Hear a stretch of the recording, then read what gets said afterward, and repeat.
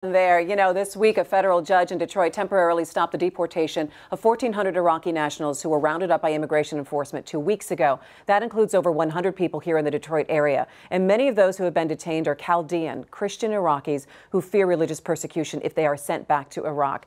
Thanks to court filings by the ACLU, detainees have 2 more weeks, and lawyers and advocates from the local Chaldean community have been working overtime. Here's a One Detroit closer look.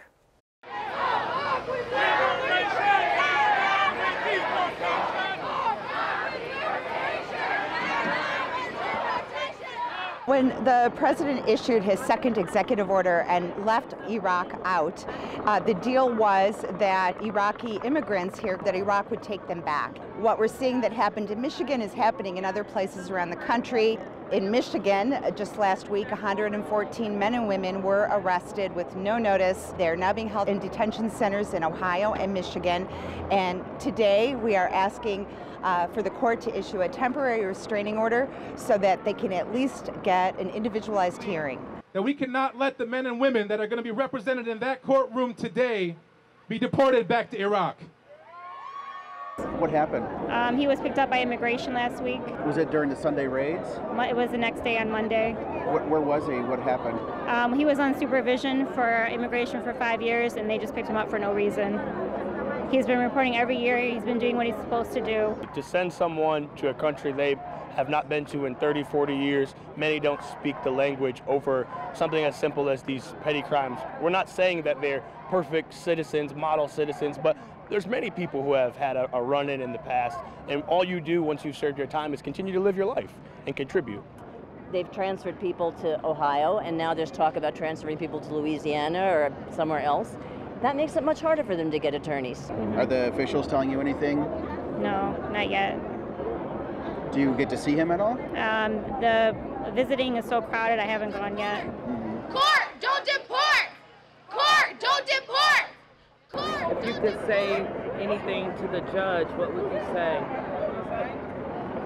Have mercy on these Christian people. They can't be deported back to that country. It's horrible. It's a horrible way. It's a horrible life, and it's inhumane.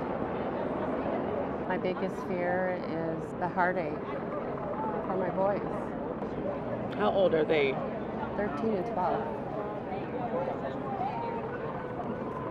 They told me they can't live without them. It's hard. Even Muslims, where Iraq being a predominantly Muslim country, they're afraid for their families to go there.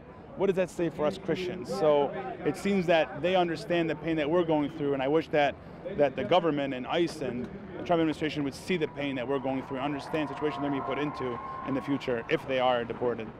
What is the big rush to deport? All we're doing is saying time. Give people time to get lawyers and to bring claims and to show that we as a country are obligated by our treaties and by our statutes to not send people back to countries where they would face persecution or torture. You actually blessed Trump. Yeah, I'm very shocked that that I went to bless him, and this is what he did, and we were very supportive of him. I mean, the Chaldean community really stood up and said, he's going to do great things for us, for America. The exact opposite is happening. It's such a shocker to see our families destroyed after we supported him and his party. Thank you, Detroit. Thank you, the Chaldean community. Thank you, the Assyrians, the Muslim community, the Jewish, the Latinos, everyone. God bless you all. USA! USA! USA! Thank you. God bless you.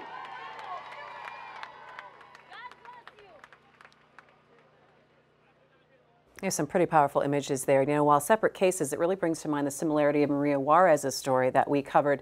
Should all criminal records, small drug offenses versus violent assault, be treated the same in terms of deportation, plus the potential consequence of sending people back to a place where they could be in danger, and really seeing these stories play out? Nolan, I'm going to start with you and what your response is. Well, I believe in the concept of if you're here as a guest and you commit a crime, you should be asked to leave. I mean, that's an abuse of the hospitality. But in this case, these people, we had a deal, an implicit bargain with these folks. The ones who committed crimes and went to prison, served their time, we let them out of prison and let them stay here. Now, in some cases, that's 20, 25, 30 years ago. Now, all of a sudden, we're going to say, deal's off, you're going to go back. I mean, they did what was asked of them for the most part. Most of these people had criminal offenses, yes, but they weren't deported at the time. That would have been the time to deport them, not after they've served their sentence, come out and became productive members of society. I think it's pointless.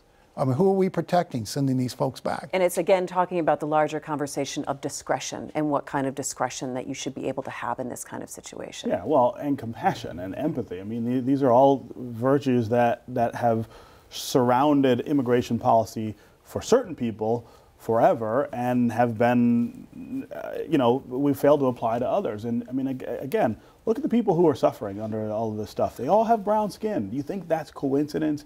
Is this just happenstance that these are the folks who are being targeted by this stuff? This is fundamentally about a cleansing of American immigration that this White House has embraced pretty fully out in the open, and people got to push back and say that's not what America is, and we're not going to. But these are Chaldean Christians who have become a darling in terms of the they're right. Republicans, and they're Republicans, and the president himself, when he's campaigning, say we've got to stop the persecution of Christians in the Middle East. I mean These are people who have been embraced by the right. I don't get this policy at all. And that does lead to the bigger question of when you do send people back, or you send them back to where they had originally come from, the danger that they could potentially be in, whether you're talking about people going back to the Middle East, or you're even talking about the case of Maria Juarez. We're talking about she's going back to Mexico, into a place that she had only... She'd never really been there, right? Yeah, she was there when she was 6 months old. Yeah. So it's so incredibly